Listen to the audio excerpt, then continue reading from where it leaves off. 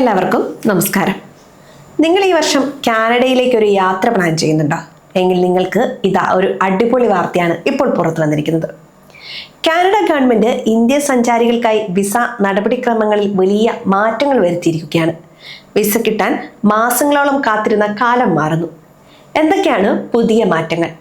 എങ്ങനെ അപേക്ഷിക്കണം? ശ്രദ്ധിക്കേണ്ട കാര്യങ്ങൾ എന്തൊക്കെ? ഈ വീഡിയോയിൽ നമുക്ക് പരിശോധിക്കാം. Immigration, refugees and citizenship Canada അഥവാ IRCC പുറത്തുവിട്ട ഏറ്റവും പുതിയ കണക്കുകൾ പ്രകാരം വിസിറ്റർ വിസ പ്രോസസ്സിംഗ് സമയം ഗണ്യമായി കുറച്ചിരിക്കുകയാണ്. മുൻപ് 99 ദിവസമായിരുന്നു കാത്തിരിപ്പ് കാലാവധിയെങ്കിൽ ഇപ്പോൾ അത് 83 ദിവസമായി ചുരുങ്ങിയിട്ടുണ്ട്. അതായത് ഏകദേശം 2 ആഴ്ചയിലധികം സമയം ലാഭിക്കാൻ ഓരോരുത്തർക്കും സാധിക്കും. എന്തുകൊണ്ടാണ് ഈ മാറ്റം എന്നിനി വിശദീകരിക്കാം.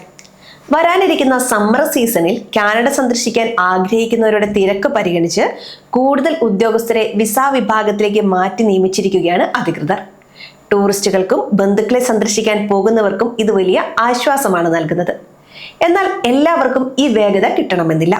വിസിറ്റർ വിസയുടെ കാര്യത്തിൽ പുരോഗതി ഉണ്ടെങ്കിലും വർക്ക് പെർമിറ്റ്, സൂപ്പർ വിസ എന്നിവയുടെ കാര്യത്തിൽ ഇപ്പോഴും ചെറിയ താമസം നേരിടുന്നുണ്ട്. ഇനി നമുക്ക് ഈ കാര്യങ്ങളെക്കുറിച്ച് വിശദമായി തന്നെ സംസാരിക്കാം. വർക്ക് പെർമിറ്റ് ഇന്ത്യയിൽ നിന്ന് അപേക്ഷിക്കുന്നവർക്ക് ഏകദേശം 60 ദിവസമാണ് എടുക്കുന്നത്.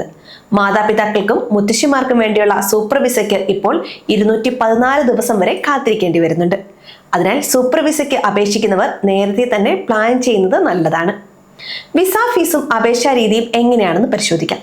Visitor visa fees 100 Canadian dollar വരും, അതായത് ഏകദേശം 6200 രൂപ. ബയോമെട്രിക് ഫീസ് 85 കനേഡിയൻ ഡോളർ വരുമെന്നാണ് റിപ്പോർട്ടുകൾ സൂചിപ്പിക്കുന്നത്. എങ്ങനെ അപേക്ഷിക്കണം? ഇനി ഇതാണ് നമ്മൾ സംസാരിക്കുന്നത്.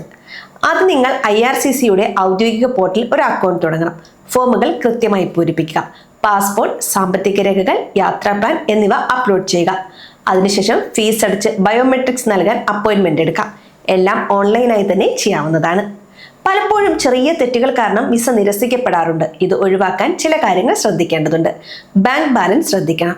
നിങ്ങളുടെ യാത്രയ്ക്കുള്ള പണം കയ്യിലുണ്ടെന്ന് വ്യക്തമാക്കുന്ന കൃത്യമായ ബാങ്ക് സ്റ്റേറ്റ്മെന്റുകൾ നൽകുക. രണ്ടാമത്തെ കാര്യം, നാട്ടിൽ നിങ്ങൾക്ക് ജോലിയോ സ്വത്തോ ഉണ്ടെന്നും യാത്ര കഴിഞ്ഞാൽ നിങ്ങൾ തിരികെ വരുമെന്നും ബോധ്യപ്പെടുന്ന രേഖകൾ സമർപ്പിക്കുക. കാനഡയിൽ ആരെങ്കിലും ഉണ്ടെങ്കിൽ അവർ നൽകുന്ന ക്ഷണക്കത്ത് വിസ ലഭിക്കാൻ ഏറെ സഹായകരമായിരിക്കും. ചുരുക്കത്തിൽ 2026 കാനഡ സന്ദർശിക്കാൻ ആഗ്രഹിക്കുന്ന ഇന്ത്യൻ സഞ്ചാരികൾക്ക് വളരെ അനുകൂലമായ സാഹചര്യമാണ് നിലവിലുള്ളത്. വിസിറ്റർ വിസ പ്രോസസ്സിംഗ് സമയം 83 ദിവസമായി കുറച്ചത് യാത്ര ആസൂത്രണം കൂടുതൽ എളുപ്പമാക്കുന്നുണ്ട്. എങ്കിലും വർക്ക് പെർമിറ്റ്, സൂപ്പർ വിസ എന്നിവയ്ക്കായുള്ള കാത്തിരിപ്പ് കാലാവധി പരിഗണിച്ച് മുൻകൂട്ടി അപേക്ഷിക്കാൻ തയ്യാറാകണം. കൃത്യമായ രേഖകൾ സമർപ്പിക്കുകയും സാമ്പത്തിക ഭദ്രത തെളിയിക്കുകയും ചെയ്താൽ വലിയ തടസ്സങ്ങളില്ലാതെ തന്നെ നിങ്ങൾക്ക് കാനഡ വിസ സ്വന്തമാക്കാം. കാനഡയുടെ മനോഹരമായ കാഴ്ചകൾ കാണാനും പ്രിയപ്പെട്ടവരെ സന്ദർശിക്കാനും ആഗ്രഹിക്കുന്നവർക്ക് ഈ മാറ്റം വലിയൊരു ആശ്വാസമാണ്. കൃത്യമായ പ്ലാനിങ്ങും ശരിയായ വിവരങ്ങളും ഉണ്ടെങ്കിൽ നിങ്ങളുടെ കാനഡ യാത്ര ഇനി സ്വപ്നമല്ല, യാഥാർത്ഥ്യമാകും.